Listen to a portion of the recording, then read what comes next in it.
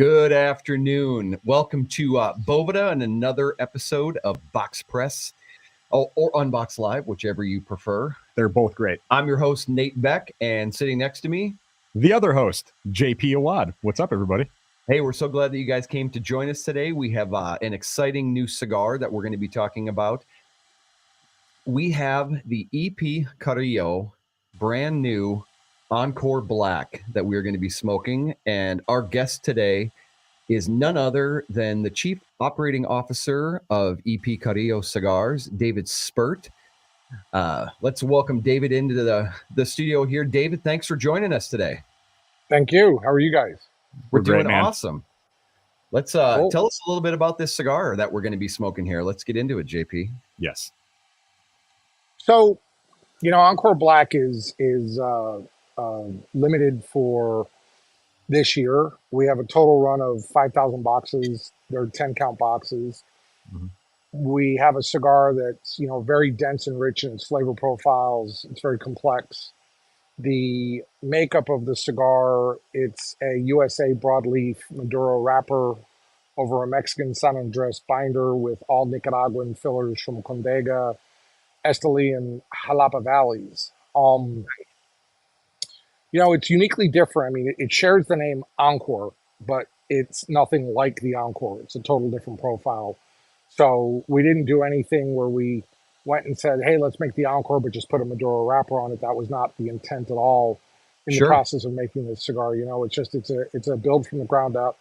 And believe it or not, it comes from the fact that about 10 months ago, I want to say it was like September.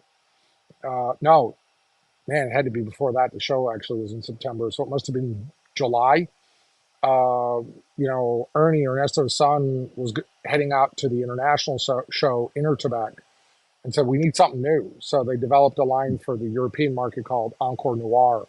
Okay. I had a chance to smoke it, and the family was talking about, let's do something like this for the U.S. So I went back to the drawing board and made a U.S. version of it, which is a different profile compared to Noir. Noir is geared much more towards that international blend, that international palate, while this is geared more towards the USA palate.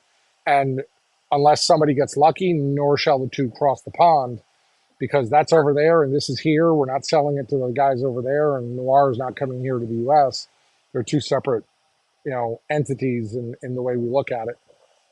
Can you tell us a little bit about kind of the hallmark of each of the cigars and what maybe makes them different or what makes them kind of the same? Yeah, I guess how the palates are different. I have a guess, but I'd love to, hear your take on their different.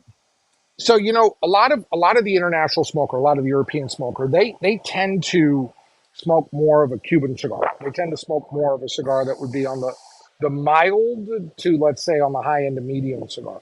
The U.S. palate tends to want to have a stronger cigar. They want definitely more of I like to say, kick you in your teeth and knock you off your chair.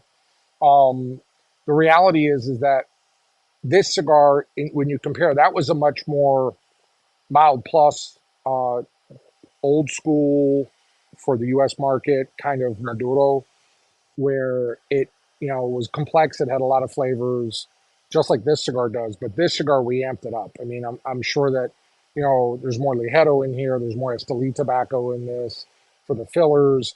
I think the binder's different. I don't think it shares the same binder. I don't remember the blend profile of the Noir. But this is just definitely an amped up, really rich, really flavorful cigar in comparison. And there's nothing wrong. It's just that you bring a strong cigar. Pledge, I'll give you this example. Pledge in Europe is not one of our best sellers. Encore, the actual original Encore, is much more so our best seller. Mm-hmm. Pledge in Europe, it's too strong for them. Yeah. But we sell Pledge here like it's water in the desert, man. Yeah. it's going out of style. So Absolutely. I don't know how to put it. Yeah, absolutely. That's you're very very accurate in saying that the American market likes a medium plus to full-bodied cigar on the whole. Yes.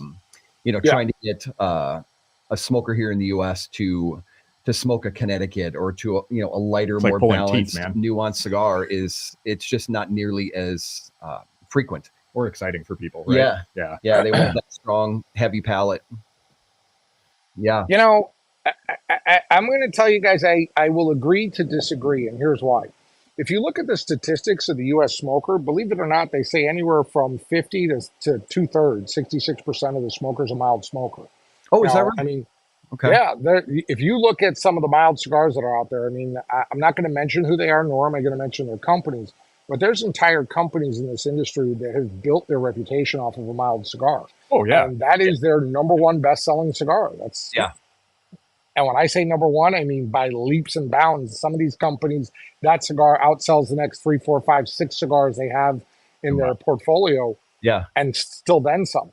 However, I think that when you get into the real hardcore smoker, the guy who is really in this, and gal, sorry, that's really into this lifestyle, that really smokes cigars, that may smoke 2 to 3 a week, a day, on the regular, their palate progresses to a point where, yes, they want that medium plus to medium plus plus to full.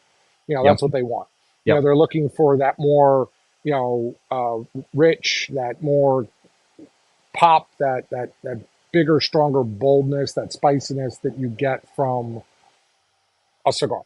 It's just, it's not the mild smoker, but worldwide, most people smoke mild cigars. Yeah. If anybody on that's listening, or even you guys, and I think Nate, if I remember, you're a pipe guy too, right? Yes. Right. So if you look at a lot of pipe tobacco, the majority of pipe tobacco out there is mild. It's flavorful, but it's mild. Yes. Yep. It's not Latakia. It's not strong, dark, rich. You got a lot of Cavendishes out there. You got a lot of milder pipe tobacco, and that's the world over. That's what they like. They like a lot of flavor, but they don't want to get up when they do with all the nicotine going, whoa, what the hell happened here? They want a mild. But here in the U.S., we have a predominant base of smokers that smoke the type of cigars we make. We only have, our go-to lineup of cigars, we only have one that's mild, and I wouldn't even call it mild for most people. It's probably mild plus to medium for a real uber mild guy. And that's our mildest expression in the New Wave Connecticut. Sure. And then we just go up from there. I was going to bring that up. A lot of cigar makers, particularly that are specifically, selling to the U.S. market, their Connecticut's are actually a little bit more complex. You know what I mean? A little bit more complex, a little more strength. A little bit more strength, a little bit more well-rounded. And I was actually going to bring up New Wave because it's one of my favorite Connecticut's for that specific reason. Yeah, New Wave was the first cigar I ever did a full box buy on. Really? Yeah, cool. That was the first one. That's probably a dozen years ago now. Yeah. I've always loved that cigar. And I think maybe part of it too, David, is so many of the cigar smokers at least our local shops that talk about cigars are more vocal about the bolder, medium plus, the full-bodied cigars that they like. So you don't hear about the guys that walk in and quietly pick up a milder cigar and just light it up and smoke it and put their headphones in, or they read their book and they just kind of, slip through the wayside there. Yeah. I think everybody's doing themselves a disservice if they don't have a wide range of strengths, and flavor profiles in their humidor. But I don't know. I digress. I want to talk a little bit about this cigar in particular and what excites you about this cigar.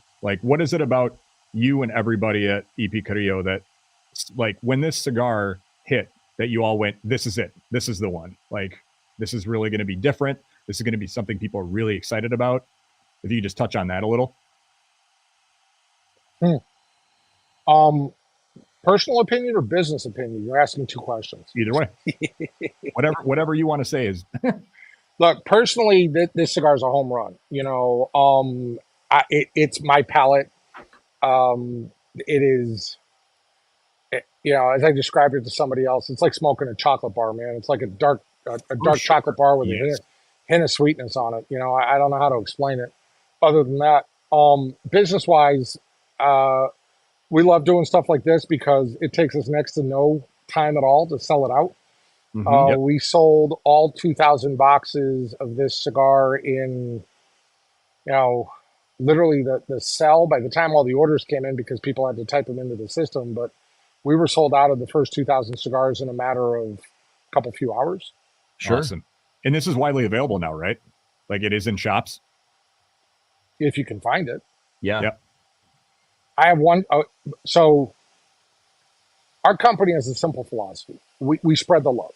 You know, a lot of companies out there, when they have a limited like this, where the first release is only 2,000 cigars, they're going to allocate it to their biggest, best, baddest retailer out there. They're going to give them 100 boxes. They're going to do this. We had a simple philosophy. We've done this a couple of times already. You know, it's 5 per door. So if you're a single shop, the max you can get was 5. If you had multiple doors, it just multiplied.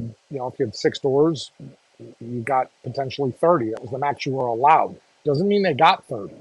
But what I can tell you is right now, anybody who has it, if they still have it, I'd be shocked.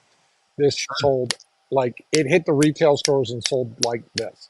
The I can tell you a story of a retail store that got it. They were unpacking it and they couldn't even put one on the shelf.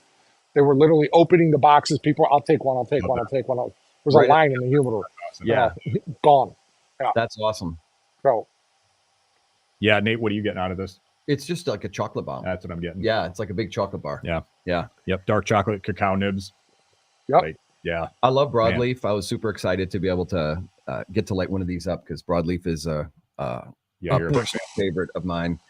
Yeah, and this is just and then that San Andrés in the binder just adds even more of that chocolate element to this cigar. It's just fantastic. Well, this is a killer. This is a killer smoke. Yeah, and I will tell you, I was really surprised that that combination was there because technically they shouldn't be together. Yeah. You know, they would fight each other because of the power that both those tobaccos have. But one of the things that a lot of people have asked is why it works, and it's because the wrapper itself. So, a bunch of little things, little behind the scenes, peek under the tent stuff. The wrapper itself has at least 18 months. The binder and fillers have at least 3 years of age. The cigar gets aged again after it's been made for 6 months. So, you know, this cigar's got, you know, time to all the juices to meld together and create this perfection that it is. So, you know, it's interesting, and you know, you pick up a lot of unusual notes on it as you smoke it. As you get a little further into it, I'm curious to see what you guys have to say about it because there's a start. It starts to have this change to it, which is quite interesting in my opinion. I like it a lot. Cool. Yeah, we've got a comment from Val that says that their shop sold out in 4 hours. Mm-hmm. There you go. That's fantastic. And you said how many total boxes of this are available in the first run? You said 5,000. The first run had 2,000, and then later the later in the year, sometime probably I would assume late summer, early fall, there will be an additional maximum 3,000. So the most we're going to make for this year is 5,000 of this size. Gotcha. Very cool. Gotcha. Yeah. Nate had a fun question he wanted to ask you about box pressing cigars. Yeah, it's so nice to see EP Carrillo finally come out with the box press cigar. I mean, it's just, you know, it's you know, something outside the norm for the EP Carrillo line. I know that Ernesto loves box press cigars, and so much of your line is box press cigars. Is there kind of a simple answer behind that? Is it just a format that he thinks works the best for his blends? I've just always been curious because other than the New Wave Connecticut, really almost everything is box press. So the New Wave Connecticut and the Inch series are all round. We used to have another series that was all round. The funny thing is actually Ernesto prefers a round Vitola. Oh, he does? Really? Yeah. No, I didn't even know that. I didn't either. Yeah. So, that's awesome. What we're launching at the show will be round. Okay. So what happened was, you know, and it's funny that, you know, you mentioned that, you know, oh, you guys made a box press cigar. Our first box press cigar came out in 2014. It's already 10 years old. Is that right? That was La Astoria, yeah. Wow. Okay. You know, which was the first of the Perez Carrillo series, which has this band on it, this band that you see that's being done multiple times. Then after that, we came out with Pledge. No, sorry, we went La Astoria, Encore, then Pledge, then Allegiance. Those are the 4 in the Perez Carrillo series. We've done some other box press limited editions.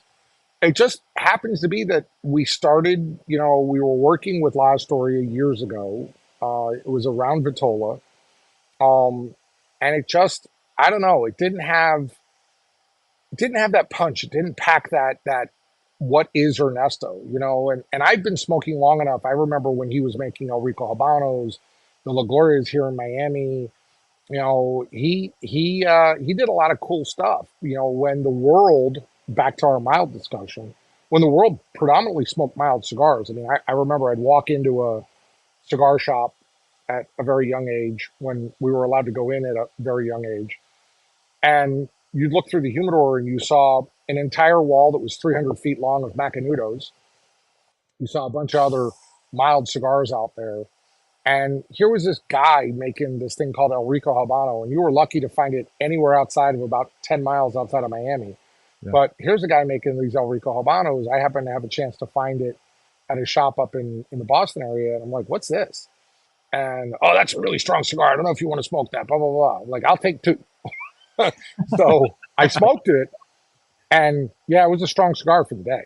Today, that's a maybe today that cigar would be a medium, maybe. Sure. Yeah. But for that day, that knocked you off your feet. You were like, damn. Right. And Ernesto has been one of the guys that has been a first doing a lot of things. So he was the first to use, when everybody was using a shade grown wrapper, he came out with El Rico, which was a sun grown darker wrapper. When a lot of people were doing rounds, he tested and tinkered with box press. When a lot of people were not making big cigars, he brought out the big ring gauge cigars with Serie R. Sure. When a lot of people were doing different stuff. So he's pioneered a lot of stuff that this industry has adopted. So back to La Historia, he was making it around and it just didn't pack. It was a great cigar, don't get me wrong. I mean, we've keep tinkering with it in a round version. It'll probably never see the light of day, but he keeps playing with it because he wants to find a round version of it. Yeah. But it doesn't pack that punch. So I remember we were at the factory once and I was trying this with him. I was down there for a meeting and I looked at him and I said, why don't you box press this? And he's like, Next thing I know, he box presses it. I smoke it. I'm like, I didn't have words. I just got, come on, dude. So he was like, yeah, it works. He goes, not a huge fan of box press. I've already been there, done that. That's kind of what the statement was. Yeah. But we did it. And then Perez Carrillo, when it was last year, he got the #2 cigar of the year. And that was in 14. It launched in 13, but it launched in 13 or 14. I forget. Don't hold me to dates. That was long enough. I still don't know what I had for breakfast this morning. I forgot already. So that was long enough ago that I can't remember. But so it gets the #2 position. And we want to follow up the #2 with Encore. Mm-hmm. Ernesto works on Encore. And of course, it had to be box pressed. You can't have a press Carrillo all of a sudden go from box pressed to round. So it just stuck. It was, that the first one was box pressed, so all the rest have to be box pressed. But what's unique is he makes a box press in a different way. It's definitely a box press, but it's not what I tend to call as much a true box press, because an original box press, so people that are listening understand why it was called box press, was because not of its shape. It's because they took round cigars, they packed them in their actual box and shut the lid. And they packed them in a way that the box itself created the press. Mm-hmm. And then they stored it and then shipped it. Sure. A factory press, which you've heard that word out there in the world, is where they do it in trays, in pressing trays and suitcases. So there's multiple trays and they press them at the factory. That's what this is. But what he also does is he makes it a little bit loose. So you kind of get more of a flatter rectangular shape than you do more of a squarish shape. Yeah. Sure. And if you look at the cigar, the edges of the cigar are actually more round. Yeah. Yeah. And the top and the bottom are flat. Yeah. And he sort of created this, and other people do it. It's not just him. So I don't want to say that he's the only guy that does it. But it creates this mouthfeel that is softer. You don't really feel like you're smoking a box press. You feel like you're smoking it's a pressed cigar, but you feel like that cigar is comfortable to smoke. Yes. A lot of times you get a box press or a factory press that has very sharp edges. All four sides are flat, and it kind of feels awkward in your mouth when you're holding it. This doesn't. What he does, it just doesn't do that. Yeah, it's just got a very comfortable feel, and it does have much more of a softer press to it. Totally. Yeah. Yeah. What do you think, David, about this type of factory or box press changes a blend of a cigar so much? Yeah, because you were talking about La Historia, and I'd like to hear more about that. How when it became box press, you said this is it. What do you think about that changes the profile so dramatically? Well, when you apply pressure to anything, you're forcing things together. Would you agree? Yeah. Oh, yeah. That's kind of what it does. It forces the tobaccos to blend together, to marry differently. It forces, it excretes more of the oil inside the fillers out into the whole cigar. It gets the tobaccos, they marry together better. They amalgamate, I guess is the right word. They join better. And it also creates this kind of it's a cool way of almost like, I don't want to say aging the cigar before it actually is aged over time, but that marriage creates just a different profile blend. And if you look, there's a lot of great cigars out there that are pressed cigars, and they're pressed for a reason. Because the marriage of the oils and the tobacco and everything that's going on just elevates its entire profile on your palate. And I think that's the big reason a lot of people do it. Interesting. Yeah, it's sort of like making a pot of chili or stew and letting it sit overnight or for a couple of days in the refrigerator, and then you rewarm it, and it's a completely different flavor profile because everything's had a chance to marry. Yeah, of course. I didn't think about the pressing part of it, forcing everything to be closer together. Yeah. Right. Yeah, this cigar is great. My wife's Polish, and there's a dish in Poland. It's called bigos. And bigos is made with sauerkraut and different meats, and you add mushrooms and all sorts of. It's basically a sauerkraut stew. And when you eat it right when it's made fresh, you're like, bleh. Not that it's bad. Trust me, it's not bad. But 3 days later, it's like heaven. Yeah, right. But you better like sauerkraut. If you don't like sauerkraut, you're not going to like it. You got to like sauerkraut to start with. But it's just funny. It's like you said with chili, Nate. It's the same thing that you make a stew. And you put the leftovers in the fridge and visit it 2-3 days later, and you're like, "Why did it get so much better?" It's so much better because everything had a time to say, "Hey, you over there, come over here. Let's join together." It's fun. Yeah, we have a tradition at our house for Christmas, like for Christmas Day when we just spent it with my wife and our girls. I will make beef burgundy, and I will make it 2 days before, so I'm not doing everything on Christmas Day, and then you add in a couple of last ingredients that can be done right at the end so they have the right texture, and then you just warm that up, and the sauce is silkier.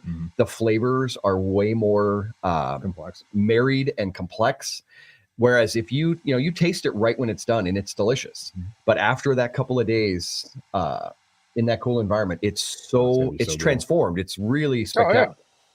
Well, it's the same reason. It's the same reason a lot of chefs, people, the old thought process was people marinated stuff because the meat was a little off or the meat was a little tough or whatever. That's part of it. But today, a lot of marination is done to enhance the flavors of whatever you're trying to cook. And it helps the process. But you can't just say, okay, I'm going to pour marinade on it, and then 2 minutes later throw it on the grill and go, wow, it tastes great. You marinate it for 2-3 days in the fridge, and you stick it all the way in the back on that top shelf, cover that thing up, and say, "See you in a few days. We'll talk then." Absolutely, same idea. And that's what the pressing does. It almost is like a marinade. It's marinating the tobaccos by forcing them to get together. So, but I love them. I love them box pressed. Man, this is really good. Yeah, I'm getting into the next third of it, and it's damn, that's good. Yeah, there's like I get a lot of that. In addition to the chocolate, coming in the back end, you get that. I always use the phrase or the term nougat, like the creamy, somewhat nutty, slightly sweet. Sometimes almond, sometimes vanilla. I'd say marzipan. Marzipan is another word I'll use. Kind of coming in here in the middle half of this cigar. It definitely. I mean, Ernesto's signature is a long, creamy finish. That's what he loves. Yeah. This cigar, I don't think has the creaminess that he would want, which he's okay with because you can't always make the same cigar, the same cigar, the same cigar. Sure. Yeah. But I will tell you this: when you guys finish smoking this and put it down, 2 hours from now, you're going to be sitting here going, "I want another one," because you still can taste it. You know, Yeah. it's the finish is so long on it; it just lasts so long on your palate.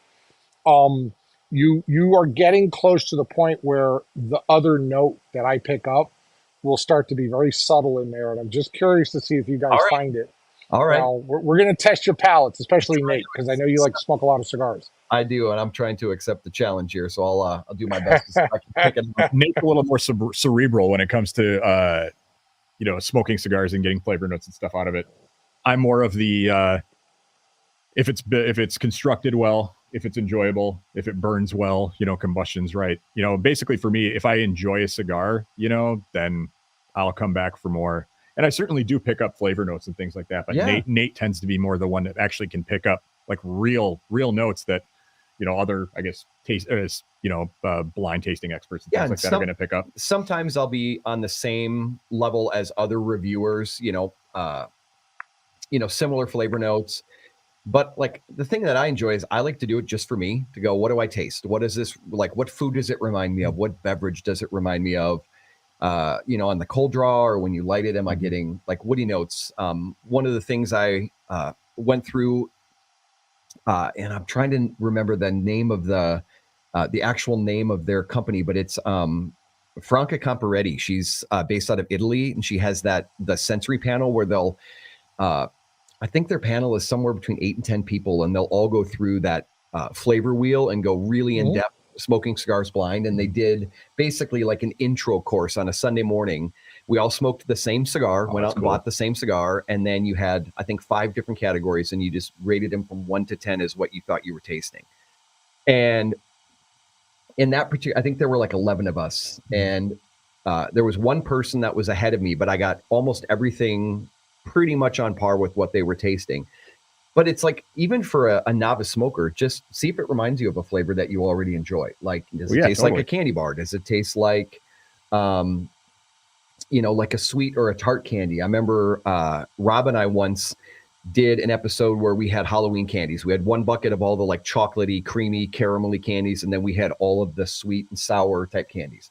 And we both assumed that the chocolate, the caramel, that would pair better with the cigars. And it was actually the opposite. All of the tart, like Sour Patch Kids, those types of candies actually brought out all these other interesting flavors in the cigar. Like acidity that you didn't know was there. Exactly. Yeah. And kind of created a counterpoint. It was really interesting. We both got the same experience with that type of candy. But I think it's fun to, pair a cigar with what you think might be complementary, and then try the same cigar with something that would be completely on the other end of the spectrum and see what happens, see what changes. Nate and I talk about this stuff all the time. Like, so Nate and I, for most people don't know this, but Nate and I have been like brothers. Like we've been great friends for like 12, 15 years now, something like that. And we're fortunate now to be able to work side by side in sales with each other, in both sides of the United States. But, yeah, I mean, we've talked about this ad nauseum where it's like, we'll be smoking a cigar and we're like, what do you think this would pair with? And we're not even just talking about like a Scotch or a bourbon, but in some instances it's like, man, would this go good with like a German Riesling? You know what I mean? Or would this go good with like a hard cider, or a lager, you know what I mean? Or Amaros, you know what I mean? Or even just certain foods. But on that note, what do you think outside of just, a Scotch or a bourbon or something foolproof or something along those lines, foods, other drinks, things of that nature, what do you think Encore Black would pair best with?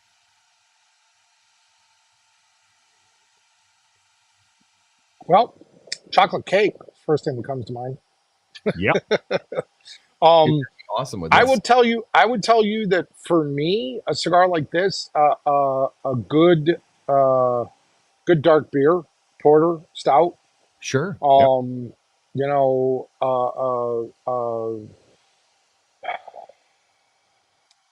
añejo tequila could go good with it if it has a little bit of sweetness to it, if it was finished in a sweet barrel. Yeah. I think that tequila would be great because a lot of those añejos, especially if it's, you're starting to see more and more additive-free tequila hitting the market. It has a real creaminess to it, that type of tequila. Well, that I would think really accentuate this. and it would hold up against it too. Right. It would be drowned out. Yep. You know, a nice non-sweet rum would go with this really well, like a Brugal 1888, which is not uber sweet. Yeah. Now, I think the too sweet and sugary rums, it's going to make this, you're going to lose a lot of the taste profile because that sweetness on the rum is going to coat your palate too much. But one that drinks more along the lines of a Scotch or a bourbon, like the 1888, would go very well with it. If I was eating with this, I probably would want to find something that would be, you know, obviously a plain steak's going to go with it fine. But if we're going to go a little more cerebral for Nate here, I probably would be looking for something a little more delicate, like a nice piece of fish. Maybe something that's done a little more on the tropical side with the fish, where, you know, maybe it has a mango salsa or something going with it. You know, I could see that pairing very well with it. But, you know, for me, I'm the type of person, I know a lot of people can do this. I can't. Food for me is food. Cigars are cigars, and the two shall never cross. I don't mind having a cigar, eating, and then having another cigar, but I won't have a cigar while I'm eating. Sure. Because I always find that I want to enjoy the flavor of the cigar. It's a very, you know, important mental experience for me, as is food. You know, good food, you really want to enjoy the food. You want to enjoy what that chef made that food to be. So I don't think it's necessary to pair those two together, but that's just me. I may be the one weird guy on the planet. I like, with my cigars, it's definitely, you know, I like to pair it with a drink. And, you know, I'm not that I don't get upset with pairing, you know, or having vodka with certain things or a gin with certain things. Tend to go lighter on the body for those cigars, but for this type of cigar, I'm definitely a brown guy. So it's my bourbons, my whiskeys, my ryes, you know, Basil Hayden dark rye. Sure. Yeah. Yep. With this, that's like a marriage made in heaven. With the flavors and the tobaccos in this cigar, I would have expected a much more spicy and peppery retrohale, and it's just nothing but creamy on this retrohale. Like, it's super soft.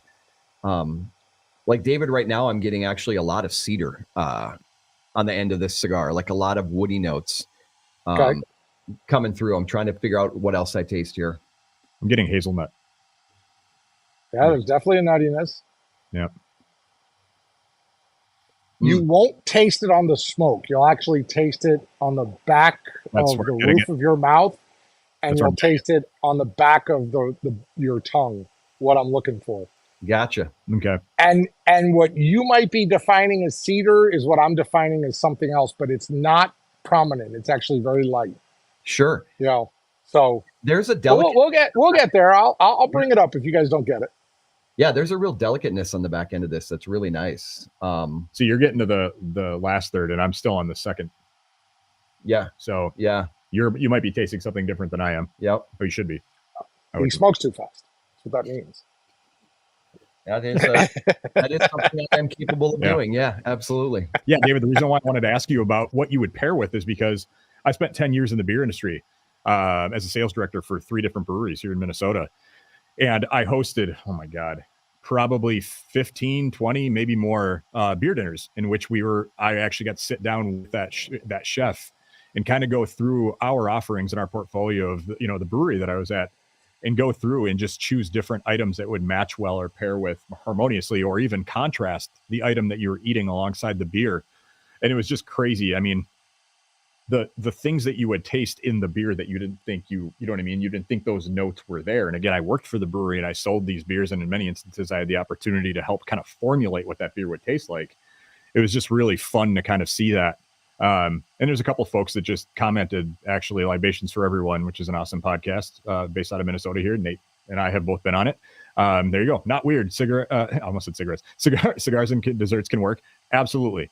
I couldn't agree more. And that's why it was really nice to hear you say, like, you tend to kind of separate the two. You know what I mean? Mm-hmm. No food with the cigar, but that you do to drink with it. And so it's really nice to hear that. I mean, it's obviously relative to the person smoking, right? It's their own prerogative. But I did really like hearing you say that, because for some folks, they don't eat with their cigars. Yep. Like they just don't, because for them, it actually almost like ruins the integrity of the cigar. Well, and smoking and eating at the same time is a unique combination in that when a person gets ready to have a meal, the body, our chemistry changes and we become more acidic because the body is preparing to digest food. Everything is becoming more acidic. You know, you have more saliva, your mouth starts to water. And then about a half an hour after you eat, that acidity goes away as your body starts to digest that and things go a little more basic again. And so more than a half hour after you eat, that cigar can be very different in that half hour window versus after that, depending on what you smoke and how it's all going to taste. Yeah, totally. Yep, I 100% agree. Yeah, it's really interesting. So now I'll ask you guys a question. How many cigars do you all tend to smoke on a regular basis, like on a day? JP? I think for me, on average, it's going to be probably like 1 to 2 a day. I think would be my average. I think for Nate, a little more. Yeah, I'm probably somewhere between 3 to 5 a day. Mm-hmm. So if you're really, Nate, wanting to try a cigar, like you really want to say, okay, I got 5 cigars, I really want to pick up everything about each cigar. What do you do to make sure you do that? In other words, how do you either rest or cleanse or clean or, prepare your palate from one cigar to the next? Usually what I do, so I'm an individual that typically eats one meal a day. I'm usually just a dinner only every day for the most part. Mm-hmm. So I tend to chuckle when I hear, don't smoke this on an empty stomach, because pretty much every cigar I smoke is on an empty stomach. And I'm used to it now, so it doesn't affect me really that much anymore. I'll notice nicotine strength, like I've maybe had, the feeling of a extra cup or two of coffee. But what I typically will do is in between cigars, and I'll try to stage them not so much like from low, mildest to strongest.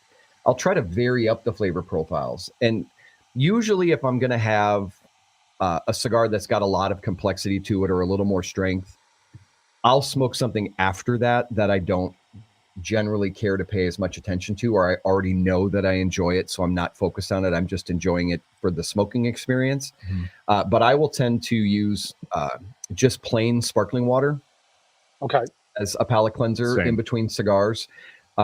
Usually not so much while I'm smoking this cigar. I'll just have regular water, but then when I'm going to have the next cigar, I'll drink maybe half a can of just plain sparkling water just to kind of cleanse my palate, take a break for 5 minutes or so. And then I'll go into that next cigar, and I can usually pick up flavors pretty well. When you're out at a trade show and you're smoking, I don't know how many cigars we smoke in a day or partial cigars. It's different for everybody. Mm-hmm. Usually it's just the act for me of having a cigar. I'm not paying too much attention there. You're not getting too much nuance, and you're not really paying it. You're not really getting much out of it other than just the enjoyment of the smoking. But yeah, usually it's just sparkling water in between cigars. And then if I do have one after dinner, I don't generally tend to smoke cigars while I'm eating very much. Mm-hmm. I enjoy that.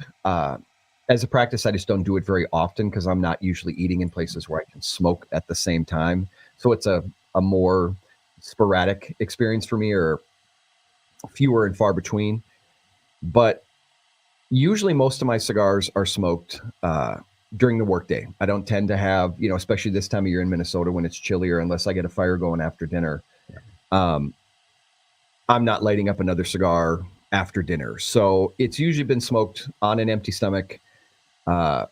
Usually the only thing I drink other than water is a really good cup of coffee in the morning. I'm a big fan of single origin, just straight pour over coffee. And so I try to have something in the morning. I really gravitate towards natural processed coffees, which have a lot of that blueberry, strawberry, blackberry, floral notes to them. I really like starting my day that way. And then I like going into a cigar that's going to kind of pick up those same notes. Sure. Something that's got some floralness to it. Cool. David, a lot of people ask me the question, like, how do you cleanse your palate? I'm like Nate. I use sparkling water. As a matter of fact, you'll laugh. I've got a bottle sitting right here. Yeah. I use sparkling water. But the funny thing is, a lot of people say, well, I don't like water. I'm not a sparkling water guy. What else do you recommend? So I've heard everything under the sun. I've heard milk, coffee, chocolate, dark chocolate. It has to be dark chocolate, 70% cacao or more. Yep. I've heard soda. One guy literally told me, and I'm like, I literally was like, when my dog hears a funny noise, huh? You know, Right. he told me root beer, and I was like, root beer. I was actually going to say that one. That comes up a lot. Okay, root beer. Yeah, Root root beer and Dr. Pepper. Yeah, well, Dr. Pepper is a type of root beer. It's got root beer in it, but Yeah. it's got that same what is it, sarsaparilla? Is that what it is? That's the root that they put in there. Essentially, it's a lot of botanicals. Yeah. Yeah, and I'm like, huh? I'm like, okay. For me, it's sparkling water or coffee. Those are the two that I use a lot. Black coffee. It's got to be black. Yep. I don't sweeten my coffee anymore. The used to, but don't anymore. I find those two work the best. But it's just interesting. I'm just always curious to see what people that smoke a lot of cigars that really want to try them use to cleanse their palate. The other way I cleanse my palate is smoke another cigar.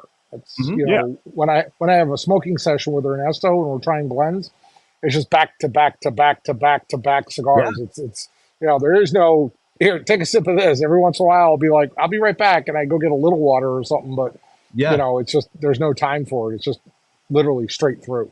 When you're blending, how many cigars will you smoke back to back to back? Like, is there sort of a set number or a magic number that you're looking to smoke through, or is it just however many you happen to have on the docket for that day? Well, I'll answer this way. It's how many are on the docket. So if we're working on like a singular blend, we may have 3, 4, 5 of that blend that we're trying to see which one we like the best. I've actually been with Ernesto, and the maximum number I've smoked in one day is 28. Oh my goodness. That's it? And only 28, huh? How much of those cigars did you finish? Was that predominantly smoking half of it? A third of it? I mean, because So I have boy, I'm going to give you a secret here. I don't know if I should do this. We sort of have a policy. If it doesn't captivate you in its first inch, I don't care what the cigar is doing, it goes into the ashtray. I can agree with that. A lot of times it's a third to halfway. That's where I kind of say, okay, this cigar is doing its job. And then what happens is we narrow it down, and then we'll smoke. He'll leave me behind the ones that we narrowed down and said, these are the ones. It also depends a lot on how much time it is off the table from being rolled. So more often than not, the reality is a lot of the initial blends that we smoke are anywhere from a week to 2 old. So cigars themselves, and this is something very interesting, you have to have a really good palate to understand the phase of a cigar as it ages.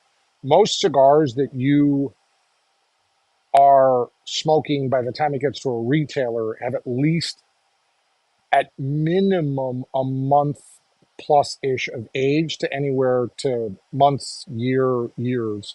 Sure. Depending on what the idea was behind the cigar.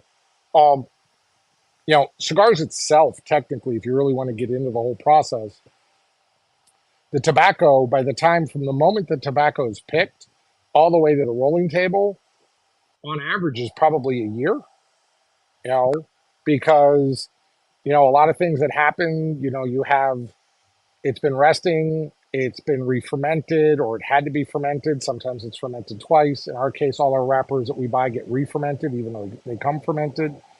So, we go through a second fermentation process. That fermentation process can be anywhere from 3 months to a year, just in the process of making it. So, the tobacco, it's not as simple as a lot of consumers think, that you pick the leaf, you dry it, you roll it, you're done. It doesn't work that way. So we smoke cigars off the table. The initial blends are a week to 2 old. We know the notes we're looking for. We know kind of what we want to see how the marriage works. And then if it's something we like, we let it sit. And then that's when we go back to it and we retry it. But the funny thing is, every once in a while, we never let any one of them go into the trash at all. So a lot of times a cigar that we thought was great off the table isn't great 30, 45 days later. And a cigar that we didn't think was great off the table becomes great. That happens more often than you'd think, because it needs that time to marinate. It needs that time to become what it's supposed to be. So, it really does depend on how you look at it. And cigars themselves, the interesting thing is there's a statement that a lot of blenders will use, that cigars go through a sick phase. So they come off the table, and you don't want to smoke them right off the table because they're usually way too wet, because water is required to smoke to roll them. So they're way too wet. Then they go into that sick phase, which is a resting period that they need to have. We try to smoke them right before the sick phase is the whole idea. Sure. Once in a while you get that sick phase and you get this, you got to ignore it, but you kind of get this almost like a funky note. Sure. I don't know how to describe it. But, some people say it's moldy. Some people say it's metallic-y. Some people, barnyardy, manure-y. There's lots of words people use. Yeah. And you have to ignore that, because you got to listen to the rest of the cigar on your palate. You got to just put that out of your mind when you're smoking it. So if the other flavors in it are what we want, that's when we let it rest. And we let it do its thing, and we let it have the marriage of the oils and the tobaccos and everything, and then we'll try it again down the road. The other thing that's very important to cigars is the relative humidity of that cigar. A wet cigar is going to smoke like a musty wet cigar. It's the way it's going to smoke. If you over humidify your cigars, it's not going to combust well. It's not going to smoke well. It's not going to have a clean burn line. It's not going to hold a light. I don't know. The ember is going to go out. So you need to make sure that the RH, the relative humidity in your cigar, is correct. Yeah. I prefer personally less humidity in a cigar than more. Me too. Same. Yeah, same here. Yep. Other than Connecticut's. Connecticut's are my exception. My Connecticut's sit in their own humidor that's kept at about 72%, while everything else is at 66 to 69, somewhere in there. Yeah. So we've got some really good comments here from some folks. So somebody's enjoying an epic Encore Black right now. Love to hear your thoughts on that. If you want to post another comment about what you're getting out of that, we'd love to hear your thoughts on what the flavor profile is for you, how it's smoking. And then underneath that, we've got a question for you, actually. Oh, I love questions. And David, you see that on your screen, yeah? Yep. Okay, perfect.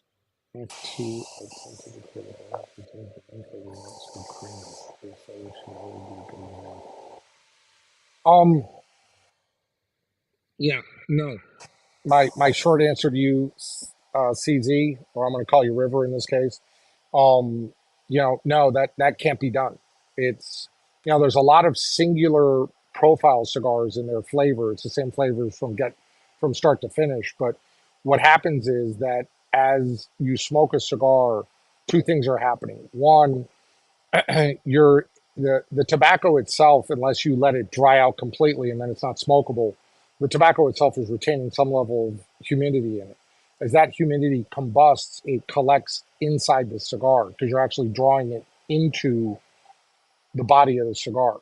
What that does is that it's continuing to intensify part of the flavor profile. The other thing that you're burning in the cigar is the natural nicotine oils that exist, the oils, and those collect. So you're creating a compound effect in cigars. So, part of the process of blending a cigar quite often is, especially with the fillers and the fillers that provide intensity, boldness, spice, where do you lay them? How much of it do you have?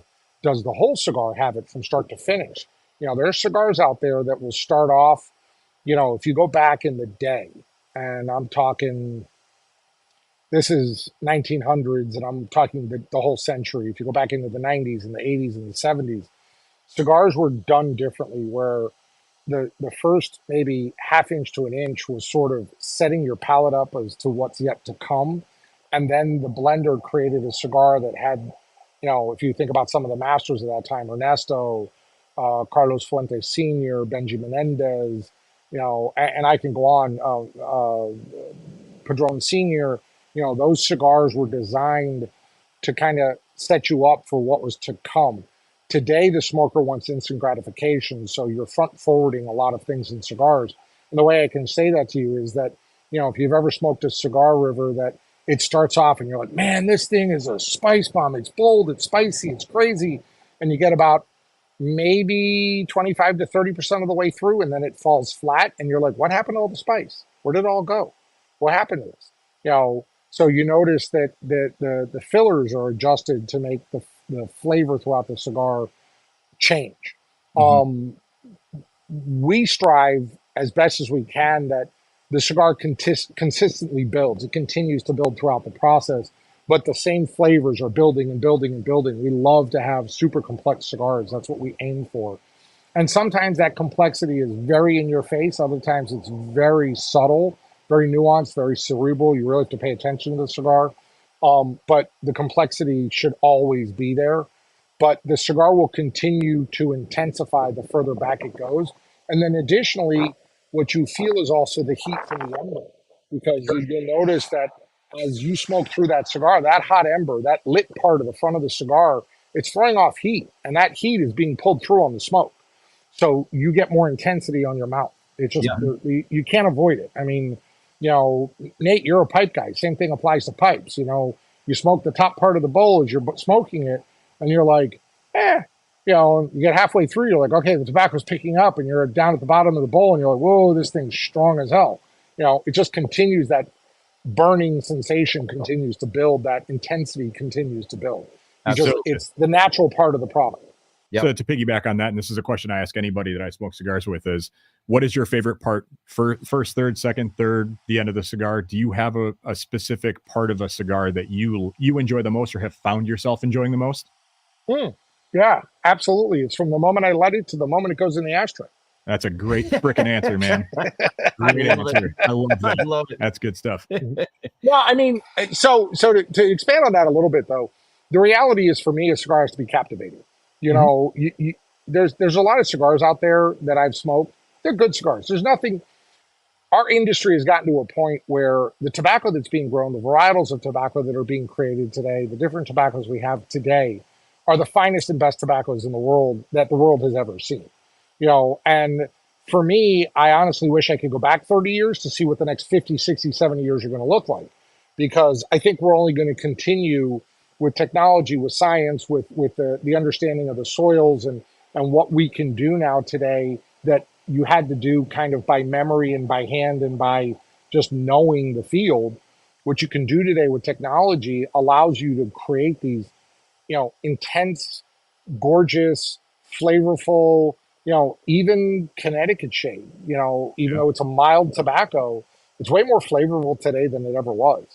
So I think if the cigar captivates you, that's a go-to cigar for you.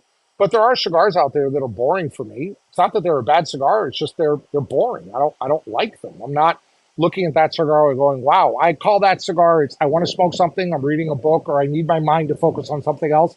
But I need that cigar in my mouth, so I'm focused on the other job. To me, and we nickname them book readers. That's what they are. They're a book reader. Good cigar to smoke, a lot of flavor, but it's not a cerebral cigar. It's not a cigar that you're looking at and going, I got to focus on this cigar. I got to get involved with it. I have a little adage that for me, the best cigars are the ones that make love to me as much as I make love to them. That process, those are the very best cigars. These are ones that basically I don't have to think about. I just smoke it. Yeah. For Nate, you call them your dog walking cigars. Yeah. I enjoy them. They're consistent. They're solid, but I'm not focused on them. I'm enjoying being outside. Don't have any earbuds, or AirPods in. I'm just walking with the dog, and you're just enjoying the smoke, but I'm not paying a ton of attention to it. Correct. Yeah. It's a book reader. That's what it is. It's a book reader. Exactly right. Yeah. It's a good cigar. There's nothing wrong with it, but it's just not one that you got to sit there and go, all right, I want to come outside on my patio. It's a nice evening in South Florida. I want to disconnect. I want to get involved with this cigar I'm about to smoke. I want to have a good pairing of, a great scotch or a nice bourbon or something. And I'm disconnecting. The phone's down, the iPad's closed, the laptop's closed, whatever. It's a disconnection, and it's a true marriage between the cigar and the smoker. While there's other cigars out there, like you said, Nate, that it's a book reader, it's a dog walker, it's a good smoke. It's just I don't have to. I can multitask with it in my mouth. I don't have to think about it because it's hitting what I want. It's hitting the bullseye of what I want, which is a great cigar to smoke. But I don't need to think about that cigar at that moment. Correct. Yeah. And that's the beauty of our lifestyle. There's so many opportunities to smoke different cigars out there. Yeah. That you don't have to sit there. Like I don't understand. There's people out there that are consumers and they smoke the same 3 or 4 cigars in their rotation, and that's all they smoke. Yep. And I'm like, dude, but there's a humidor right back there that's got 300 different cigars in it. Have you tried anything? No, I like these 4 or 5 that I smoke. That's it. That's what I like. Yep. But have you tried? No, I like these 4 or 5 cigars. Yeah, you're doing yourself a disservice at that point. I'm with you. Yeah. Agreed. I stop asking. You know, it's like to a point where I'm like, okay, you know, is what it is. Yep. Yeah, and I mean that's kind of the beauty of, you know, in going to a local tobacconist and having that conversation and saying, these are the things that I know I enjoy smoking. Point me in the direction of something else that I've never had before or that I wouldn't think to sample. And that's also the beauty of a lot of like boutique brands, right? And, you know, a lot of subscriptions, cigar subscriptions, there's a plethora of them out there. And so many of them are doing so many awesome things. And that also gives you an opportunity to try a lot of brands that you've maybe never even heard of in your life before. And guess what? Yeah. You might smoke that cigar from a brand you didn't know prior to getting that pack, and you get it, you smoke that cigar and you say, holy crap, like that was incredible. Like that's already like a top 5 cigar for me all time. Yeah. You know? Yep.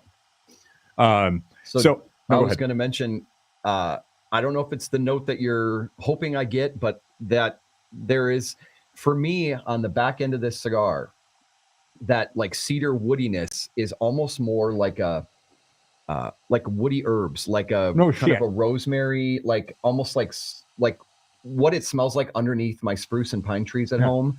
Kind of a just a beautiful woody resiny like herb type component. I'm getting that big time. So that's funny that you said that. So I'm getting an undertone. I was going to bring this up earlier and I'm Lebanese, so I've had a lot of Middle Eastern food in my lifetime. I'm getting like a little bit of like sumac and a little bit of like aniseed. And it's very much on the back end, and it's not necessarily prominent, but it's what I'm beginning to get a little bit more as I like work into the last third. Yeah. And we define that in the industry as a zestiness. And that is what I was looking for. It's very interesting. Everybody gives that zesty flavor a different thing.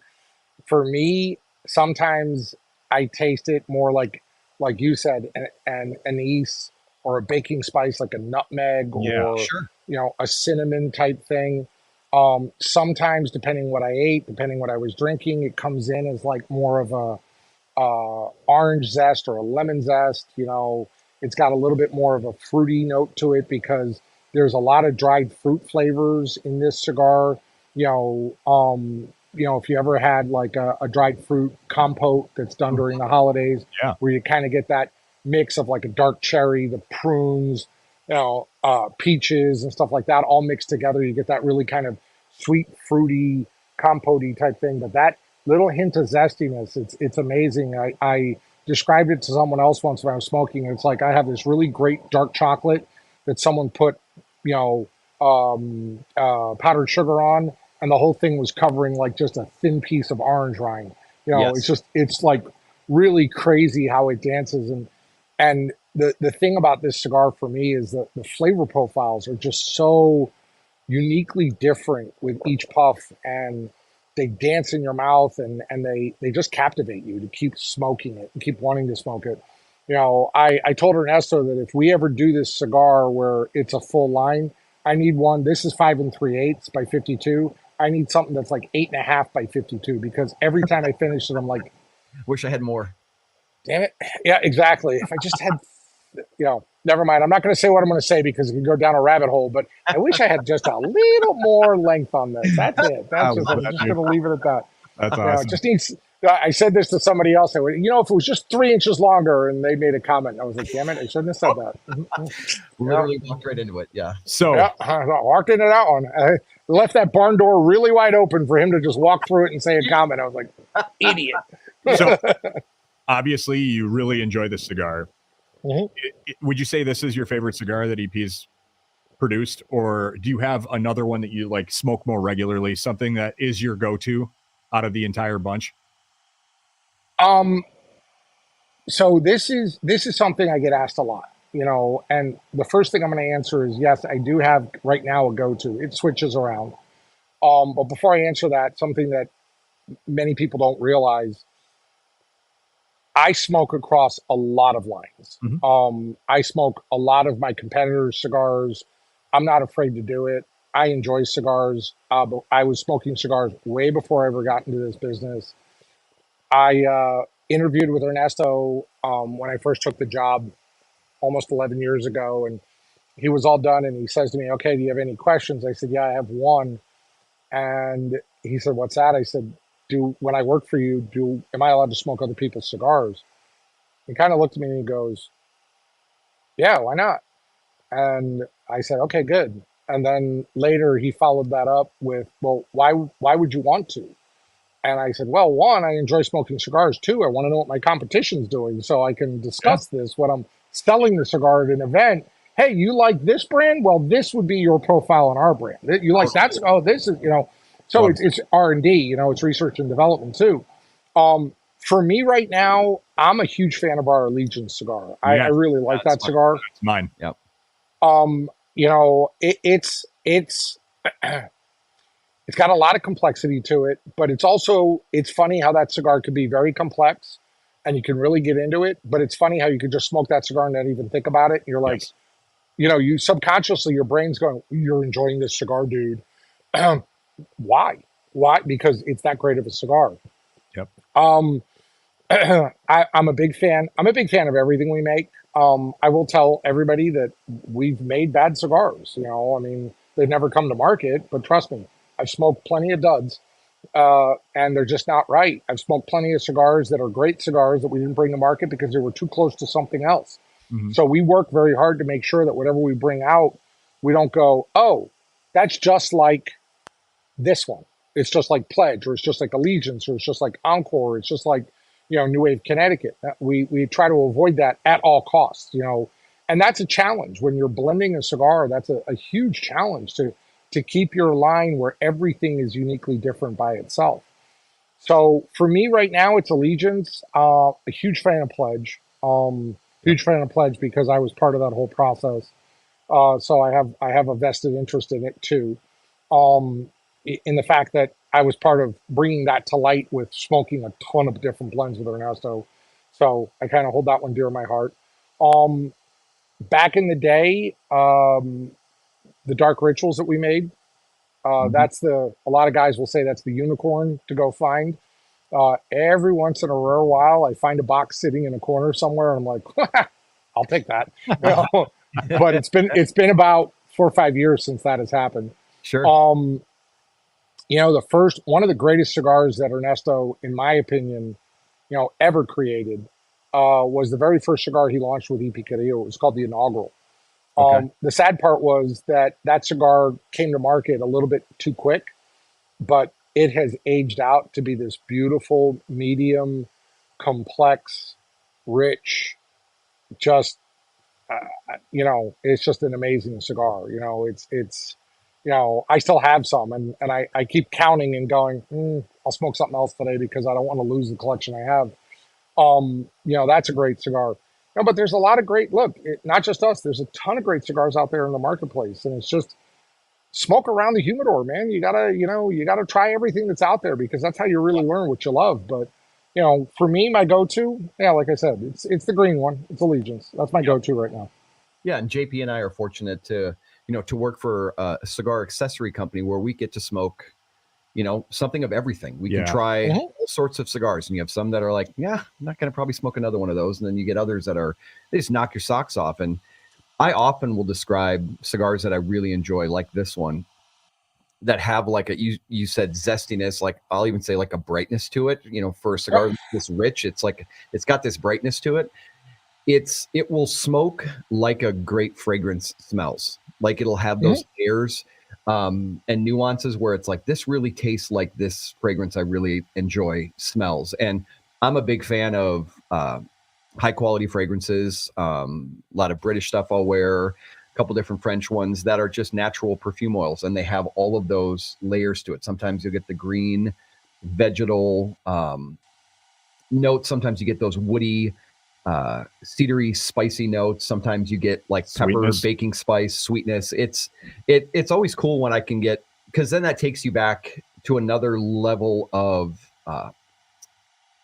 smell memory. which it tends to be your strongest memory, you know, when things smell a certain way. And it just makes that cigar even more enjoyable for me. Yeah, no, totally. Absolutely.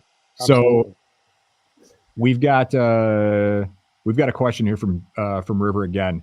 So they said, if one was curating a chocolatey cigar set, would the Encore Black be included? Absolutely. Yes. For me, I know Nate agrees. Obviously, just from our feedback thus far, 100%. Like it's a chocolate bomb. To me, dark chocolate. Yeah. Yep. Totally agree. Totally agree. So David, to kind of, you know, wrap us all here back together, if customers can, you know, if our viewers can find a box of these still at their local shop, what's the MSRP for this cigar? I mean, obviously it depends on the state because of taxes, but without any taxes, it's $17 a cigar. Gotcha. Okay. Awesome. Well worth it, everybody. Absolutely. Well worth it. If you find it, that's a value.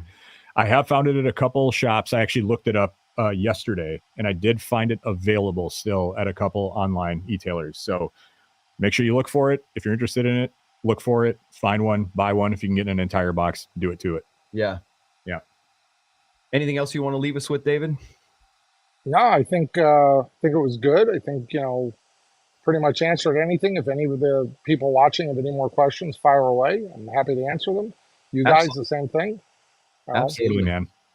Thanks for joining us here and coming on the air with us. It's been a pleasure to smoke this cigar with you and talk about EP Carrillo cigars and this Encore Black. This has been a fantastic cigar. Hell of an experience, man. Strongly Thank you. Considering lighting one more here out of this box. Well, make sure you share that with the boys and girls over there at the company because it's very rare that a box is sitting somewhere. So you guys are very lucky. Oh, we count ourselves lucky. Seriously, thank you so much. We appreciate your time. We'll see you next weekend. Absolutely. At PCA. I'll be out there in Vegas. Yep. Can't believe it's a week away, man. Cheers, everybody. Biggest cigar social event of the season. We're about to have it. Yes, sir. That's exactly right. Thank you, everybody, for all of your comments. We really appreciate it. Thank you for watching. We will try. Charles Awad just said, let's make these more weekly. We will do everything that we can to make that happen, but we appreciate everybody who tuned in and watched. Thank you guys so much. Yeah, and make sure you're well protected and well stored. Head over to Boveda Inc. Or head over to our shop on Amazon and pick up any of the supplies that you need. Even better yet, set up a subscription for yourself so you have everything just coming to your door in a regular cadence. Even better yet, go to a local tobacconist, pick up what you need there. Absolutely. Cheers, you guys. Thanks for joining us. Peace, everybody.